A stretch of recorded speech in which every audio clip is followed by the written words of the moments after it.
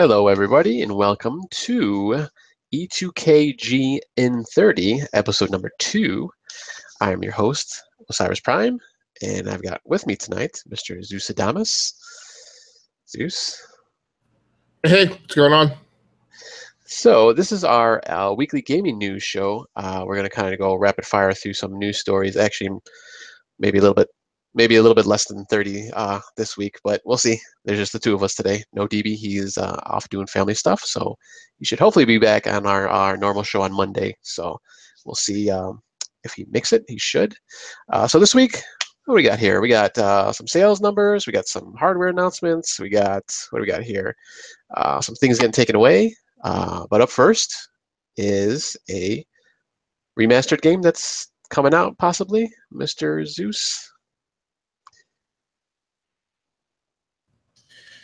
Yeah, so over on Game Informer, actually, there's a news story in the feed today is a Call of Duty Modern Warfare Remastered Standalone release available now. So we reported on this in the last episode of E2KGn30 that there were rumors that a Modern Warfare Standalone package was going to be made available in stores based on a leak of a picture of the retail package, and that turned out to be true.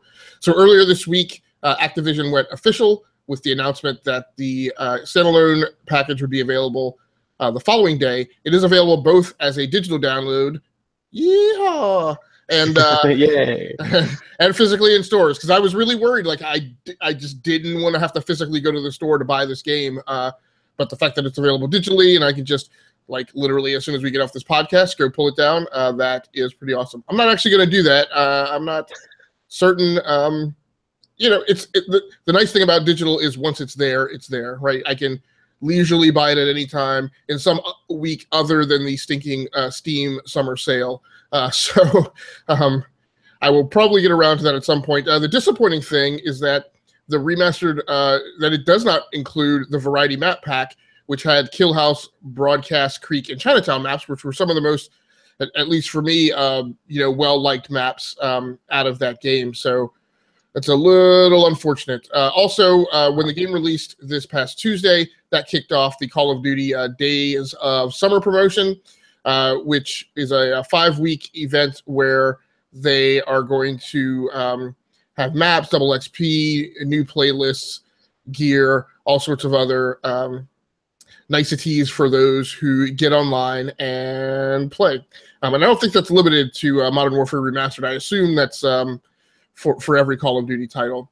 So there's a summer-themed map that's going to be available for play. And that is about it. That game is $39.99 in stores and digital. And like I said, went available 2 days ago. We still don't know when the Xbox One or the PC are getting their versions. So there you are. Is that a game you're going to pull down there? Maybe one day. When it drops on Xbox? Yeah, I might get it eventually on Xbox One. I think that was actually my first Call of Duty game on the console, because I played everything else I played on a PC. Yeah, so okay. that was. I actually played the demo. Oh, not the demo. The beta. They had a beta for the multiplayer on Xbox 360. I did play that on the 360, but then I eventually just bought it on the PC because I was more of a PC player at that point. So yeah, I'll look forward to it eventually. So let me ask you, since we're on the topic of sales and buying things, have you picked up anything from the Steam summer sale? No, my PC now is. I mean, I guess I can get probably some smaller titles, but my PC now is not super robust for PC gaming right now, so I probably won't pick up anything. There might be another sale though coming up here that I'll be talking about. That I might be buying some games though. We'll see. How about you? Have you picked anything up?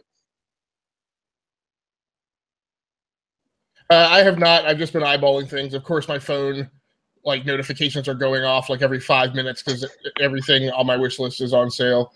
But I did. Again, the really strong space theme in the games industry continues. So there were a couple of neat little space games, and of course, Elite Dangerous is on sale. So this may be the trigger that causes me to roll down the hill, because I've been staving off getting involved with Greylock and some of you other guys who play Elite Dangerous, but I have said once the opportunity arrives and I do pull the trigger on buying it, that's it. Then I'm in. So I have kind of canvassed the different Elite Dangerous packages, and also went over and checked out Star Citizen because I know Gray is playing that as well. So you never know. I definitely say that's probably a better PC game than a console game, just because you can do more stuff on the keyboard a little bit. Yeah, for both of those, or easier. Well, at least for Elite Dangerous. I'm not sure about Star Citizen. Okay. Since, I play Elite Dangerous on the one, so. Yes, I will. I have the Thrustmaster T.16000 flight control system, which I haven't gotten a lot of use out of this year. I picked up earlier in the year to replace my aging Sci-Tech X46 control stick setup. So, yep. So I'm definitely interested in playing that on PC and seeing how that rolls. Nice. So next story in the rundown is over on GameSpot. Nintendo Switch sales surpassed 1 million units in Japan. So that's kind of the whole story. So they've sold just north of 1 million units in Japan as of June 25th. It happened really quickly. So pace wise, it has equaled the GameCube and has outpaced the Wii U, PS3, and PlayStation 4. No wonder that it would have outpaced the PlayStation 3 because it took people a long time to get comfortable with the notion of buying a console for $599. And in fact, they never really got comfortable with it until Sony dropped the price. So, so I don't think it's the PS3. Was never really attended, although it did sell quickly to the early adopters in the early ongoing. Really surprising here is that the PlayStation 4 took 49 weeks to make the 1 million unit mark, which that's like an awfully slow burn, especially for a console that launched like right in the holiday season. But the Wii U beat it. Yeah, as did the Game Boy Advance, Nintendo DS, and Nintendo 3DS. Again, the 3DS surprising me how quickly it sold. GameSpot quotes that got to 1 million in 13 weeks. And the big thing with the 3DS was it also had an exorbitantly high price that people were not willing to pay for, and Nintendo had to kind of much faster than normal come back and ratchet the price down. Now, again, that's kind of the causality of those metrics are the early adopters. So it's really almost more a question of what was the size of the early adopter market than really speaking to how well the console sold in terms of pace. Game-wise, the games that have been the top-selling games that have been creating that high attach rate to the Nintendo Switch, Mario Kart 8 Deluxe in at number 1, Legend of Zelda Breath of the Wild in at number 2. Surprisingly and maybe disappointingly, 1-2 Switch is in at number 3. ARMS is at number 4 for a game that just released. So I'm kind of flabbergasted that other titles that have been out before didn't sell at the volume ARMS has. And Super Bomberman are, which I have and have yet to play. So near as I can tell, the GameSpot kind of aggregates some metrics here as far as sales numbers, but they don't really roll them all up. They talk about 906,000 units sold in the first month in the U.S. during the launch window, 2.74 million units shipped worldwide, and then of course you add that to the million unit number. Now again, so in a lot of the cases these are discrete numbers, so there's not necessarily overlap except in that 2.74 million units. But by my math, there's the potential that that Nintendo has sold nearly 5 million units of the Nintendo Switch in the first, what are we talking, 3 months of launch? That's in March, right? It came out. Yeah. I mean, that's a great story for that product. Of course, we probably won't really know until the early. I would assume that at the quarterly earnings call, either for December, but probably more likely March for Nintendo is when we will actually get numbers on how many units they sold in 2016. So now you have been on the hunt for one. Have you been successful in tracking one down? No, I have not. I'm on. I forgot the name of the website right now, but it notifies you when like stuff comes out. You can punch in your email address or phone number in there, and they've notified me a couple times by email. I don't know why my phone isn't working though for some reason. So, but unfortunately, I don't get to check my email like every second. So I got to try to figure out how to get the phone part to work so it'll notify me right away. I think there was a notification today. Actually, I got an email, but I just saw it tonight, and it was like from earlier in the day, and they were all gone. So from Walmart. So still no success, but still looking. All right, and my last news story of the night is over on Game Industry Biz. Gamesindustry.biz, which is a story of Palmer Luckey, who, look, I don't dislike the guy, I just dislike the news that seems to constantly surround him. So Palmer Luckey, of course, is the founder of Oculus, and in conjunction with John Carmack, kind of were the two principals behind the Oculus Rift. So supposedly there is a hack kit called the Revive, which is a kit that essentially allows HTC Vive owners to play Oculus Rift games. So this is another thing that is very strange to me in the world of VR, and is part of the reason why I'm staying out. I don't understand why two peripherals that plug into PCs, which is supposed to kind of sort of be I won't call them an open platform, but it's definitely supposed to be more open than the consoles. I don't understand why there are games that are specific to those headsets. It would seem that people would just make their games able to run on a PC regardless of what peripheral is used to access them. But supposedly, Palmer Luckey contributed $2,000 to a Patreon campaign that had been set up for Revive, which everyone is speculating, and maybe I'm speculating, was a little bit of a kind of revenge investing, so to speak, right? Kind of trying to get back at Oculus for what I'm sure was not a entirely pleasant departure. There was the whole kerfuffle about ZeniMax suing Facebook, who Facebook has now since purchased Oculus. ZeniMax, of course, was the owner, is the owner of id Studios, where Carmack was, where he was approached by, I believe he was approached by Luckey and kind of helped him, push Rift over the edge in terms of honing and refining its technology. But one of the key indicators that didn't go well for them is that there were elements of a test harness or test kit that was being used to test, I believe, Doom, that was modified to help in testing the Oculus Rift.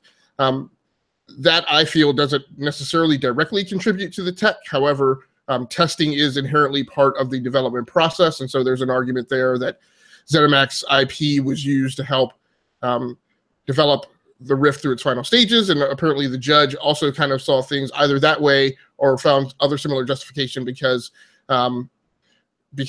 he wound up, I think, fining Facebook $500 million, some of which I believe needs to be paid directly by Luckey, or was paid directly by Luckey. So you also know Luckey was surrounded with controversy for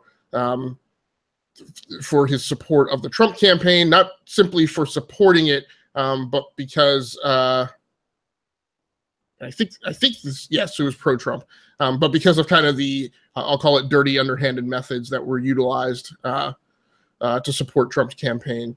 So Palmer Luckey is now no longer at Facebook. He has since moved on. He has given indications that he is going to be working on a defense industry startup company.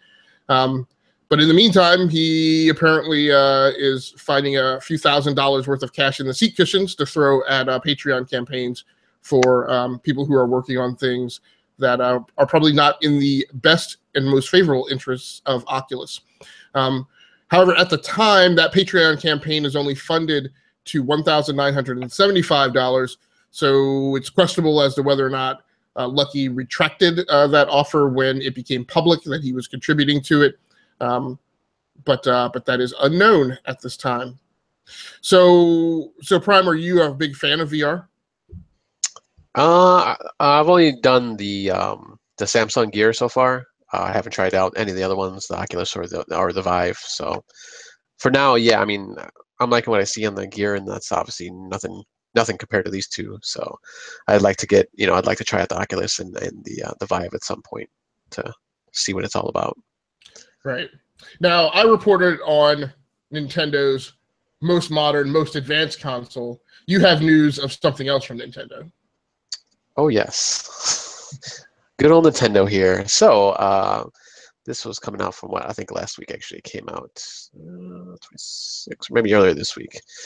So they announced the SNES Classic Edition, the follow-up to the NES Classic Edition that was released last year in limited quantities. Supposedly this is going to be, they're going to have, more production this time on this system. It's going to come with 21 games. It's going to come with 2 controllers, which I actually just read before we got on the air. I was looking on the looking up on the length of the controllers, because I guess they were only like 3 feet, I think, and these are going to be 5 feet, and it's going to come with 2 controllers, so that's pretty nice.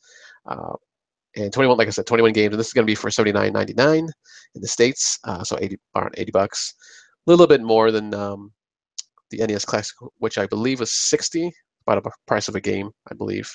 And the titles here that they're going to be releasing, excuse me, we got Contra 3, The Alien Wars, Donkey Kong Country, Earthbound, Final Fantasy 3, F-Zero, Kirby Superstar, Kirby's Dream Course, The Legend of Zelda: A Link to the Past, Mega Man X, Secret of Mana, Star Fox, Street Fighter 2 Turbo Hyper Fighting, Super Castlevania 4, Super Goose and Ghosts, Super Mario Kart, Super Mario RPG, Super Mario World, Super Metroid, Super Punch-Out, and Yoshi's Island. And a game that was never previously released anywhere, not in the US, not in Japan, Star Fox 2. So that was actually a game that they completed, finished, but then they just canceled it. They didn't release it for whatever reason. I don't know if they ever actually gave a reason. But so that's going to be on this compilation also. So this is going to come out sometime this fall. I'm going to see if there's a date here. September 29th. So any interest? I don't know if you ever even got an NES Classic or not. I did not, and no. I'm not trying to be harsh, but my own interest in that console and that device, to me, I think mirrored Nintendo's perspective on it, which they eventually kind of came out and indicated that was the case. Look, I like retro, and content game-wise, I probably play some retro games, and I definitely play older games, but I'm playing it on my newer hardware. I just don't have time to spend or money to spend on hardware that we've already passed, right? So, it's got an HDMI cable though. You can plug it right into your TV. Come on. Yeah, and to do. And I know that tickles the fancy for some people, right? And there's a coolness to it, right? I've headed in a direction in this hobby where I don't personally have time for it. I'm glad it exists. And I will admit, like I said, I think I talked here last week about that. I'm gaining an interest in this notion of buying some of these older consoles for my daughters and having that be the thing that they play, and then kind of walking them through those console generations 1 year at a time until they get to an age, and I'm like, okay, now you can play like whatever the modern console is of this current generation. So I get it. There's definitely a place for it in the market. I'm not playing. You're not that into it. Well, my stance on this was, I'll work for the NES Classic at least was, I don't know what the deal was. I don't know if they just thought it wasn't going to sell. I don't want to go into the big, tinfoil hat conspiracy things that they were just holding back production or anything like that. I think that the NES Classic sold, my browser would work here, 2.3 million units, or at least they shipped 2.3 million units. So supposedly they're supposed to have a lot more in production for the SNES Classic. So we'll see. I don't know. Maybe if I see it in stores, I might pick it up. But I'm not gonna kill myself to get it like I tried to do with the NES. Just kind of go to stores and try to look for it online, but I never found one. Right, and that's just the discussion of what other retro devices were around. I mean, they're putting this for me. they're putting this thing out when I arguably would want to have on my list of potential purchases to save up a little money for and obtain is I have a Switch, but certainly that's a thing that people are pocketing money away for, right? When they become more widely available. You've got the PlayStation 4 out on the street, and my own perspective, and I think it's going to be the perspective of a lot of gamers. We sat and waited through the PS4 Pro release because maybe people weren't sure if they wanted to go Pro or Scorpio. Maybe people were waiting for there to be kind of this accumulation of games worth playing on VR. For those people who are it seems a reasonable thing to do to get a PlayStation 4 Pro and a VR. And the Xbox One X. I mean, that's 3 current generation consoles that, big gamers who want to play on multiple platforms kind of already have to find some wedge in their budget for. And again, this isn't a huge cost, but still, it's yet another thing. Yeah, and I was just thinking too while you were talking. So we know that their Switch's online service got pushed back till next year. And they really haven't said. Well, I'm assuming that part of that is their virtual. I don't want to say virtual console, but the NES and SNES games that they were going to give for free. Do you think that part of that was because of this is coming out this fall, or do you think that part of the service might come out this fall too? Or are they just going to wait until next year? I don't, and I don't know Nintendo culturally, as far as their corporate culture goes. Not as well as say Microsoft or some other companies, but my guess is no. As I mentioned before, I think, and I'm not disparaging the work that the guys are doing, but my suspicion is that one of the things about this, as far as Nintendo and their eagerness to support it, both the NES Classic and the Super NES, is that maybe it's not your A team who's toiling away at this thing in the basement, right? While all your peers are kind of upstairs on the 35th floor working on really cool stuff and really nicely carpeted offices with, cappuccino machines and things. So in the treehouse, right, exactly. So my guess they're the roots. Right. My guess is that the team working on this thing were on their own schedule, doing their own thing, and I don't know that there was a lot of integration consideration of like how would one interplay with the other dynamically within the business space. And by the same token, I think that the teams working on putting the online services together, I don't believe that they would have stood for any talk of them slowing down their pace or delaying their release for the Super NES Classic. I think it's just taking them that long to implement a service in a space where now that we're at a point where even Sony has figured it out, right? You really can't afford to launch an online service and have it not work. Right. So my guess is they just needed the extra time to hone and refine what that service is and what it'll look like. Okay, cool. Yeah, I just want to throw that out there as a talking point. All right, so like once again, that's coming out September 29th for $80, $79.99. So we'll see. We'll see if we see it on out on the shelves there.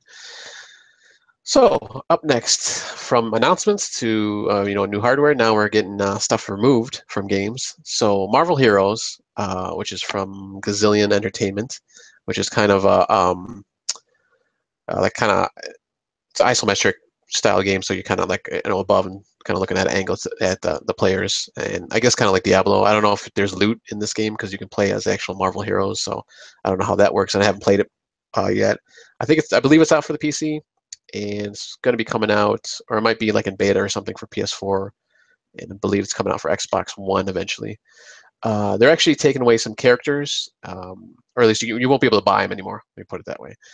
So any of the Fantastic Four characters, so you got Mr. Fantastic, Invisible Woman, Human Torch, Thing, and then that also includes Silver Surfer because he's kind of part of that family. Starting July 4th, excuse me. You won't be able to purchase them anymore. If you bought them previous to that, you'll still have them. You'll still be able to play them. It's just after that date, you can't purchase those characters anymore. And addition to that, there's some costumes. The Future Foundation, which is I think a storyline in the Fantastic Four, kind of near the end of their run, of the comic there before it kind of disappeared. Where those costumes, you won't be able to buy those anymore. If you have them, you can use them, but you won't be able to purchase them. Dr. Doom, though, for some reason, he's fine. He's not being affected, so he's good. So I'm assuming, and I can't remember right now from the article, I guess they lost the rights to them, or I don't know if it's Marvel that's wanting to pull them away, because I know the comic books, they don't have a comic out right now, and I guess they haven't had it for a few years, right?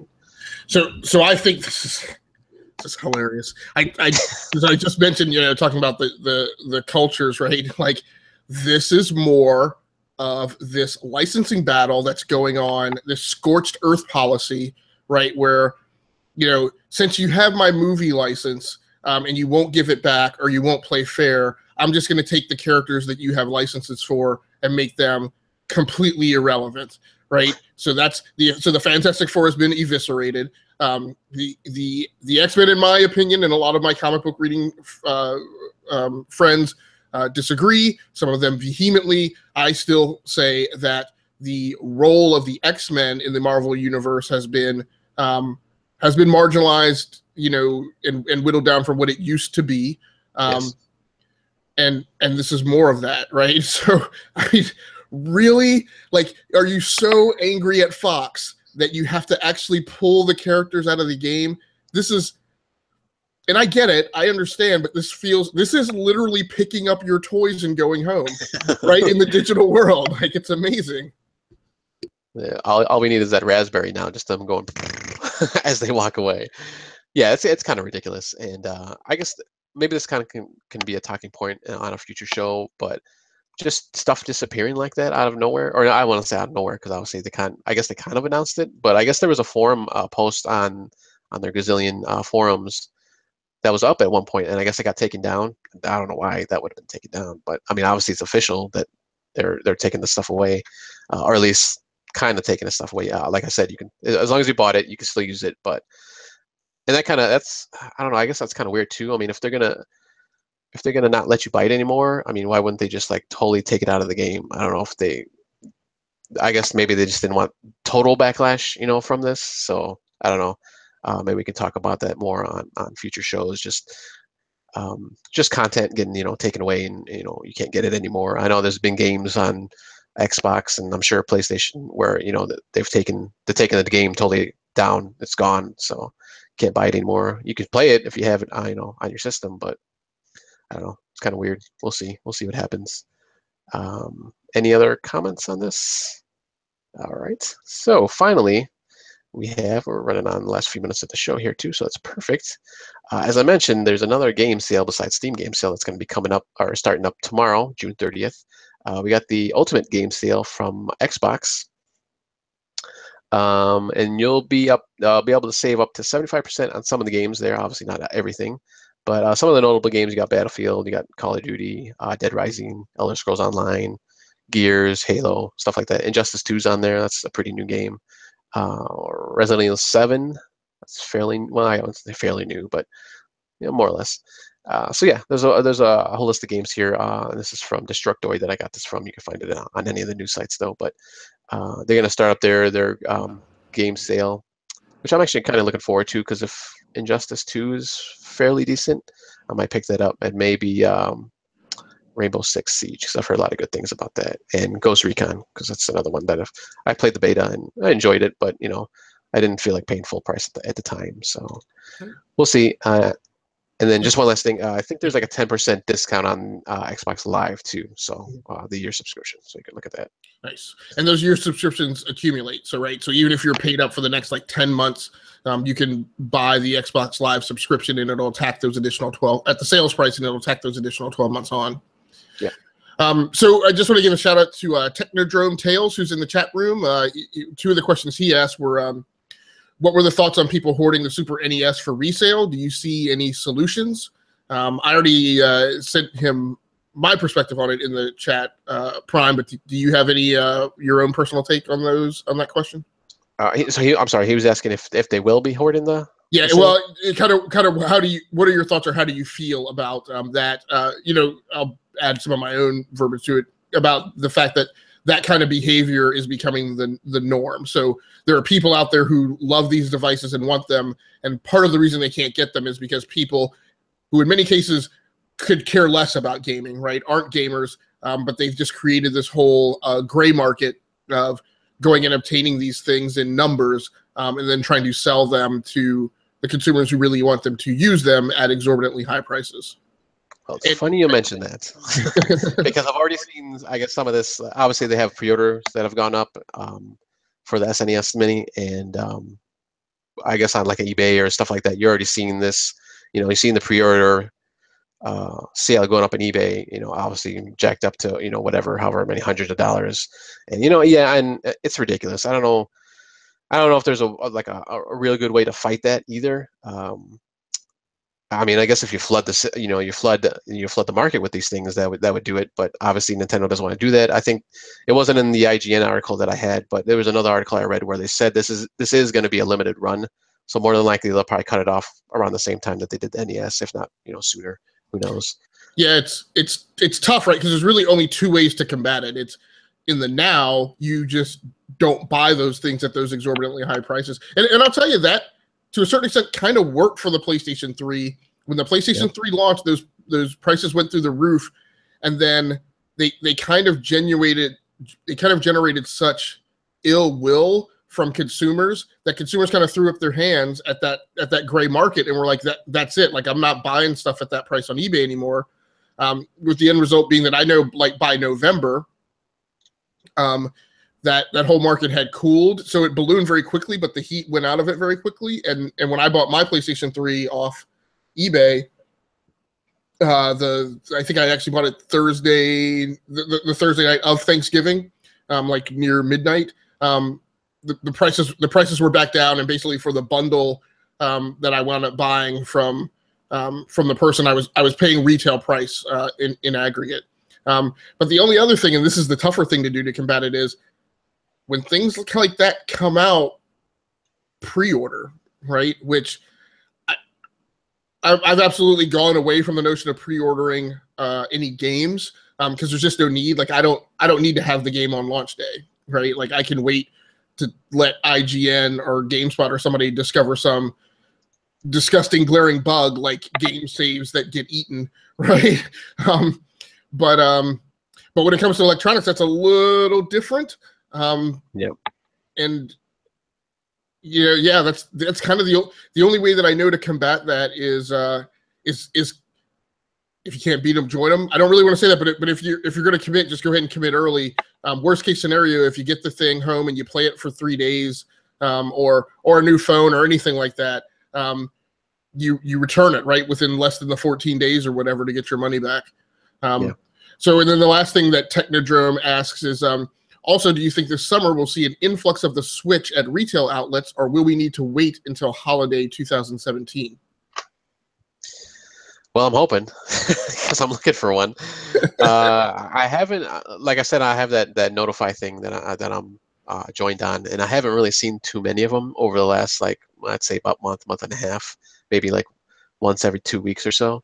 Right. So, I mean, obviously they're not doing it right now, so I don't know if they are just going to wait until the holiday hits, because obviously that's going to be the big time, the big rush. So I'm betting it's probably the big rush is going to come during the holiday. We probably won't see it this summer, more than likely.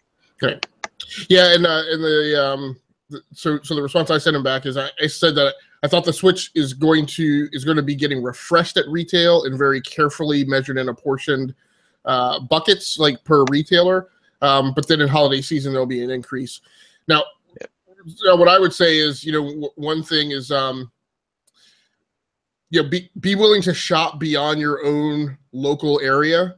Like, if you've got a larger retail commercial center, like 30 minutes up the highway, keep that on your watch list too, right? I mean, Prime, I know you know this stuff, but for other people who are trying to track them down, or Technodrome, if this helps, be willing to get out on the highway for 30 minutes and drive somewhere where you may be able to scoop one. And then the other thing I would say is, shop.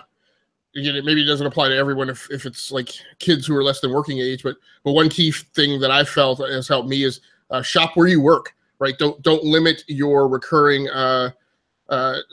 check sites to near your house. So when I was trying to hunt down an Xbox One and PS4, what I did was on the days of the week that I decided to run a search or to do physical drive-bys, I kind of started with my work commute and then worked my way backwards, right? So I would stop at the Walmart on my way home that was closest to where I worked, and then I would have some spots that I would hit on the way back, and then my final stop would be at a store in town. So that was helpful as well. Yeah, when I signed up for this thing, I got a notification when I was actually on vacation, and so it just says, like, it gives you a general, like, Target or Best Buy. It doesn't actually say where, so you have to go into the site, and then, like, the only place I had it was like in a town that was probably like 30, like you said, like 30 minutes away. It would have been on my way home, if I wanted to pick it up, which would have been fine, but I was on vacation, so I couldn't get it at that point. So I almost had it. It's close. All right. So thanks a lot, Technodrome, for popping into the chat, watching the live show, and asking us those questions. Yes. I have nothing further. Take us out. All right. That is episode number 2 of E2KGn30. And for you new people, that is enough to keep going. News in 30. We will be back next Monday, right before July 4th, for our regular show, just enough to keep going. Where we talk about what we've been playing for last week, and just we'll have like a topic or 2 or 3. I think you guys had like 3 this past week, didn't you? So we'll just give our opinions and stuff. And hopefully DBQ should be back. I will be there, Mr. Osiris Prime, and Super Dad Zeus Adamus will also be there. So most likely. So until next time, we're in a different. Yeah. All right, maybe Batman next time. Green Lantern. I don't know who you like. So until next time, we will see you on Monday.